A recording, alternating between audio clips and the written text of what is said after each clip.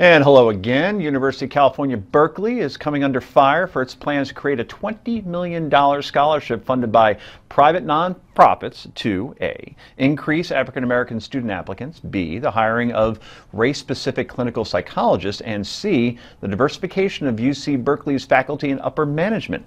Chancellor Nicholas Dirks told the Berkeley News, and we quote, "For too long, African Americans on our campus have faced obstacles to feeling fully included in the life of our university." The move comes after Berkeley's Black Student Union made a list of demands to the college administration that include the creation of an African American Resource Center, hiring of admissions staff and recruitment strategies to increase the number of black students at UC Berkeley, the hiring of 2 black psychologists, and the hiring of more black faculty. This is all well and good, but it also appears that it might be illegal. California approved Proposition 209 nearly 20 years ago that bars state institutions from considering race, sex, or ethnicity for public employment, contracting, of course, he said. Rick, you're pre-law or pre-med. What's the difference, really? No, you're a lawyer, you have a degree. In your estimation, is this illegal? There's so much about this that's interesting. For starters, I feel like I'm back in college. It was precisely what used to get asked for back in the 60s when I was in college. The fact that it's Berkeley makes me laugh. I mean, if there's a more progressive school, I don't quite know what it is. Look, it may be illegal. What's fascinating about this is Proposition 209 was actually originally written to keep schools from considering somebody's blackness, to keep them out of the school. Now it's being used to consider somebody's whiteness.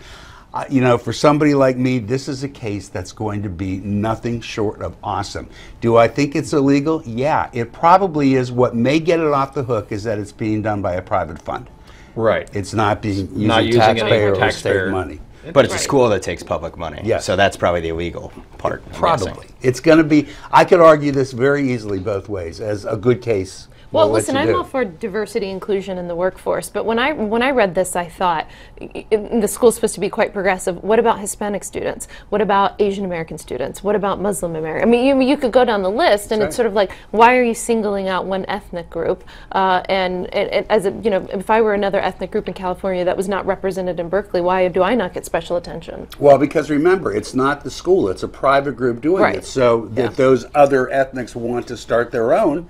So if it's legal, they can. But it's the school that's starting the fund. They're just going to private nonprofits to raising the money, but it's an initiative from within the school. It would have probably been smarter. That's a very good point. It would have been smarter if a private organization had started this and then donated the money to the school.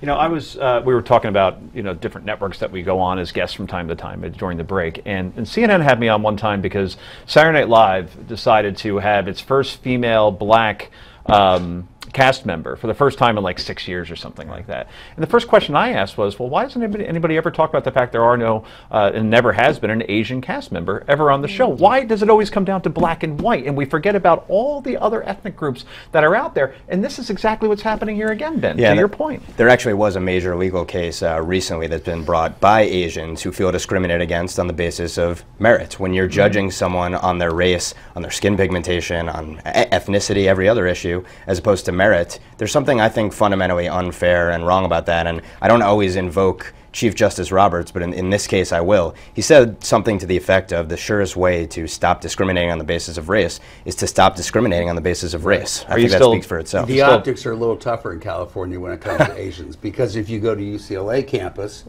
honestly, and I'm not being funny, it's hard to see anybody who's not Asian walking on that campus. But going back to the merit discussion, I mean, listen, when I was getting ready to go to college, I have a twin sister. Our parents only went to high school. No one in our family had been to college. My father raised my 3 sisters, my mother, on like 35, 40 grand a year. I mean, this was not a lot of money. I needed scholarships, and it didn't matter what my skin color was. That's interesting. Did you get the scholarships? I did. Thank you to the Miss America pageant. Really? Is that right? Yeah.